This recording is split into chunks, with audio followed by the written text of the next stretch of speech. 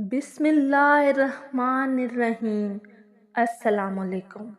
उम्मीद है आप सब खैरियत से होंगे। आज मैं आपके लिए बहुत ही दिलचस्प वीडियो लेके हाजिर हुई हूँ। इस वीडियो का मौजू है दरियाए नील की दुल्हन। आज की इस वीडियो में मैं आपको बताऊंगी कि दरियाए नील के पानी को किन किन रसूमात के लिए इस्तेमाल किया जाता था। कदीम मिस्री दरियाए नील के पानी को आलूदा क्यों नहीं करने देते थे। कदीम मिस्री हर साल एक खूबसूरत कंवारी लड़की को दुल्हन की तरह सजाकर दरियाए नील में क्यों फेंक देते थे। लोंडी ने ऐसा क्या काम किया कि कदीम मिस्रियों ने खूबसूरत कंवारी लड़की को दरियाए नील में फेंकने की रस्म तर्क कर दी। क्या मिस्र के लोग आज भी इस त्यौहार को मनाते हैं? ये हैरत अंगेज़ मालूमात और दिलचस्प वीडियो को देखने के लिए आपसे गुजारिश है कि मेरी इस वीडियो को एंड तक ज़रूर देखिएगा। मशहूर यूनानी मौरख हेरोडोटस ने दुरुस्त ही कहा है कि मिस्र दरियाए नील की बख्शिश है। बेशक दरियाए नील जो दुनिया का सबसे लंबा दरिया है, मिस्र की अजीम तहजीब में बहुत अहमियत का हामिल है। उसकी वादी में लोग रहते बसते थे और उसके किनारों पर बड़ी बड़ी तहजीबें थी। कदीम मिस्र के बासियों की खुशहाली और इस्तेकाम का वाहिद सबब यही दरियाए नील था, जहाँ वो ज़राई काम करके खुराक फराहम कर सकते थे। कदीम मिस्रियों के दिलों में दरियाए नील बड़ी अहमियत रखता था, यहाँ तक कि उन्होंने इसकी तफ्तीश की थी और इसका पानी जिस्मानी और रूहानी तहारत, मजहबी रसूमात अदा करने और मुर्दों को गुस्ल देने के लिए इस्तेमाल किया था। उन्होंने दरियाए नील की पाकीज़गी का ख्याल रखा था। उनका ख्याल था कि जो दरियाए नील के पानी को आलूदा करता है तो वो देवताओं के कहर से बच नहीं सकेगा। इस बात का मजहबी किताबों में ज़िक्र किया गया था। इसलिए कदीम मिस्री बहुत फ़ख्र से बताते थे कि उन्होंने दरियाए नील के पानी को आलूदा नहीं किया, क्योंकि कदीम मिस्री दरियाए नील को ज़िंदगी का अव्वलीन सरचश्मा मानते थे। इसलिए उस पर ईमान लाए थे, क्योंकि नील खुश साली से उनकी ज़िंदगी की हिफाजत करता था। कदीम मिस्री अपने मौसीकी के आलात पर दरियाए नील के गीत गाते थे। वो इस दरिया के सैलाब को भी मुक़द्दस समझते थे, इसलिए उन्होंने उसके लिए एक देवता मुकर्रर किया था।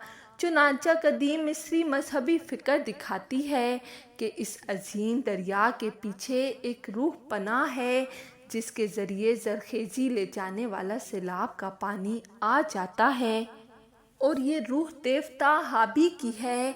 कदीम मिस्रियों ने देवता हाबी का तस्वर किया था कि उसकी शक्ल जैसे एक मोटा आदमी है, उसका जिस्म मजबूत है, उसकी छाती उतरी हुई है, उसका पेट बहुत बड़ा है, उसका रंग सब्ज और नीला है, नंगा और लंबे बालों का मालिक है। वो देवता हाबी को कुर्बानियाँ पेश किया करते थे ताकि देवता उनको सैलाब, नेकी, भलाई और इस्तेकाम बख्शे। कदीम मिस्र के अकीदे के मुताबिक और वक्त गुजरने के साथ साथ दरियाए नील की तकदीस के बारे में बहुत सी कहानियों का इख्तिरा हो गई थी। इन कहानियों में सबसे मशहूर दास्तान दरियाए नील की दुल्हन की है। दास्तान ये है कि कदीम मिस्री हर साल दरियाए नील के लिए एक बहुत ही खूबसूरत कंवारी लड़की को कुर्बान कर देते थे। इस लड़की को बेहतरीन लिबास पहनाकर और जेवरात से आरास्ता करके दुल्हन की तरह सजाते थे।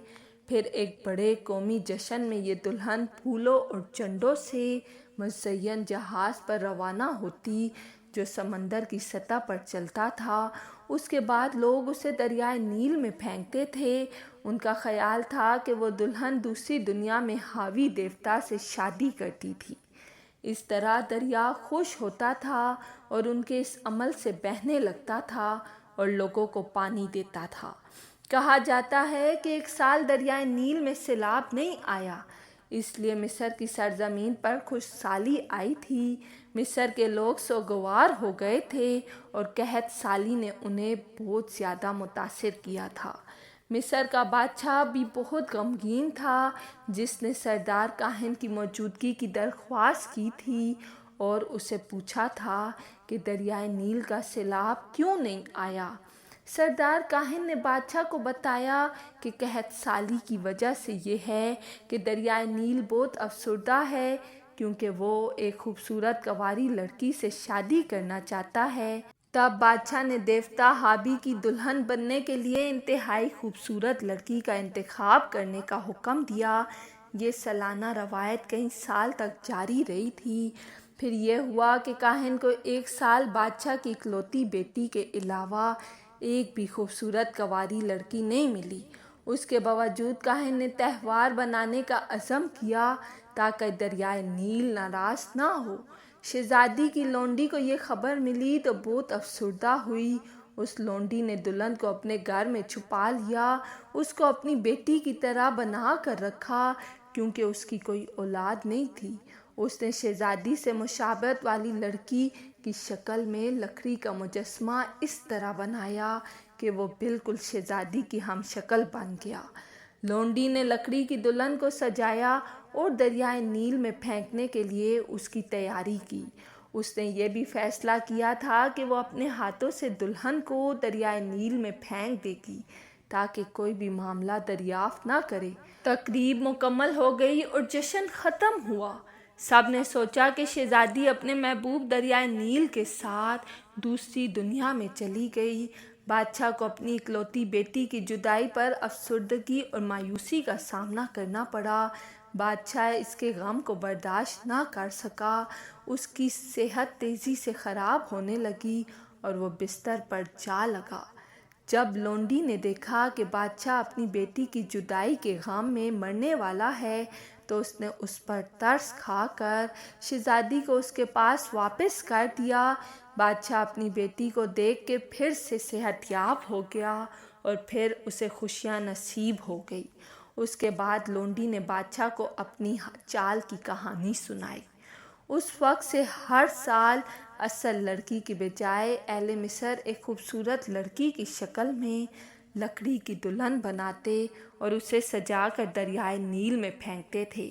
اسلامی ورثے سے دریائے نیل کی دلہن سے جڑی ایک اور کہانی ہے کہ جب مسلمانوں نے مصر فتح کیا اور حضرت عمرو بن العاص رضی اللہ تعالیٰ عنہ مصر کے گورنر بنے تو اجمی مہینوں میں سے ایک مہینے کی 12 تاریخ کو مصر کے کچھ لوگ ان کے پاس آئے اور ان سے کہا، ہمیں اجازت دیں تاکہ دریائے نیل میں ایک دلہن کو پھینک دیں جیسے ہر سال کا معمول ہے۔ انہوں نے حضرت عمرو بن العاص رضی اللہ تعالیٰ عنہ کو یہ بھی بتایا کہ اگر یہ رسم ادا نہیں کی جائے تو دریائے نیل جاری نہیں ہوگا اور خشکسالی مصر کا مقدر ہوگی۔ حضرت عمرو نے ان سے کہا کہ اسلام میں ایسی کوئی بیہودہ رسم جائز نہیں۔ اس کے علاوہ اسلام تو اپنے سے پہلے کی ایسی تمام رسومات جاہلیت کو مٹا دیتا ہے۔ تم لوگ اس رسم پر ہرگز عمل نہیں کرنا۔ مصر کے لوگوں نے گورنر کے حکم کی تعمیل کی اور اس سال دریائے نیل میں کسی بھی لڑکی کو نہیں پھینکا گیا۔ پھر یہ ہوا کہ دریائے نیل کی روانی بالکل رک گئی اور دریا بالکل خشک ہو گیا۔ لوگ بہت ہی پریشان تھے۔ انہوں نے مصر سے نکلنے کا ارادہ کیا اور کسی اور جگہ جانا چاہتے تھے۔ حضرت عمرو بن العاص رضی اللہ تعالیٰ عنہ نے جب یہ معاملہ دیکھا تو لوگوں سے کہا کہ تم لوگ انتظار کرو اور میں اپنے خلیفہ امیر المومنین حضرت عمر بن خطاب رضی اللہ تعالیٰ عنہ کو ایک خط لکھتا ہوں اور جو حکم ملے اس پر عمل کیا جائے گا۔ حضرت عمرو بن العاص رضی اللہ تعالیٰ عنہ نے ایک خط میں حضرت عمر فاروق رضی اللہ تعالیٰ عنہ کو پورا قصہ بیان کیا۔ حضرت عمر رضی اللہ تعالیٰ عنہ نے حضرت عمرو بن العاص رضی اللہ تعالیٰ عنہ کو ایک رکا ارسال فرمایا اور کہا کہ یہ رکا دریائے نیل میں پھینک دیں۔ اس رکے میں لکھا تھا، حمد و صلات کے بعد، اے نیل اگر اپنی مرضی سے بہتا ہے تو نہ بہہ، اور اگر اللہ تعالیٰ تجھے بہاتا ہے تو میں اللہ تعالیٰ سے دعا کرتا ہوں کہ وہ تیرا بہنا جاری فرما دے۔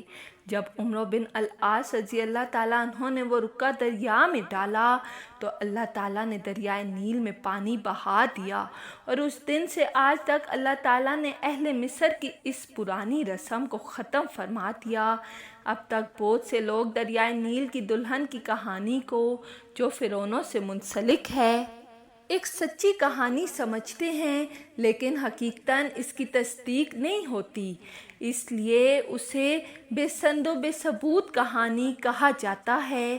مصریوں کے مذہبی عقیدے کے مطابق کہیں یہ بات ثابت نہیں ہوتی کہ وہ کسی بھی دیوتا کے لیے انسانی قربانیاں پیش کریں۔ اس کے علاوہ فرعونی تختیاں اور مخطوطے بھی ہیں جو دریائے نیل اور اس کے سیلاب کے حالات بیان کرتے ہیں، اور ان میں دریائے نیل کی اس کنواری دلہن کا کوئی ذکر نہیں ہے۔ اسے نیل کے لیے بطور قربانی پیش کیا جاتا تھا۔ فرعونوں کے شعراء اور ادباء اپنی تحریروں میں دریائے نیل کی اس دلہن کا ذکر نہیں کیا ہے۔ دریائے نیل کی دلہن کے خیال کی حقیقت یہ ہے کہ اہل مصر دریائے نیل کی تفتیش کرتے تھے اور ایک خاص دن اس کو مناتے تھے۔ اس عظیم دریا کے اعزاز میں سونے کے سکے اور زیورات اس میں پھینک دیتے تھے، اور سیلاب کے وقت میں بھی اس میں سونے، چاندی یا مٹی سے بنی ہوئی دلہن کو پھینک دیتے تھے تاکہ اس کی نیکی اور بلائی خوب ہو۔ بہرحال دریائے نیل کی دلہن ایک داستان ہے جسے اب تک اہل مصر دہراتے ہیں۔ مصر کے شعراء اور ادباء نے بھی اس کی بابت لکھا ہے۔ مختلف فلموں کے ذریعے بھی اس داستان کو دکھایا گیا ہے۔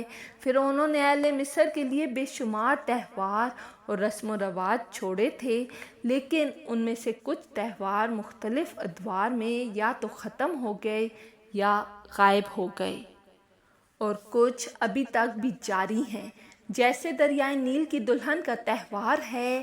مصر میں اب تک لوگ 15 اگست کو یہ تہوار مناتے ہیں، اور اس کا نام دریائے نیل کی وفاداری کا تہوار ہے۔ دعا ہے کہ اللہ تعالیٰ ہمیں اسلامی روایات پر عمل کرنے اور اسلام مخالف چیزوں سے بچنے کی توفیق عطا فرمائے، آمین۔ اگر آپ کو میری ویڈیو پسند آئی ہے تو لائک اور سبسکرائب لازمی کیجیے گا۔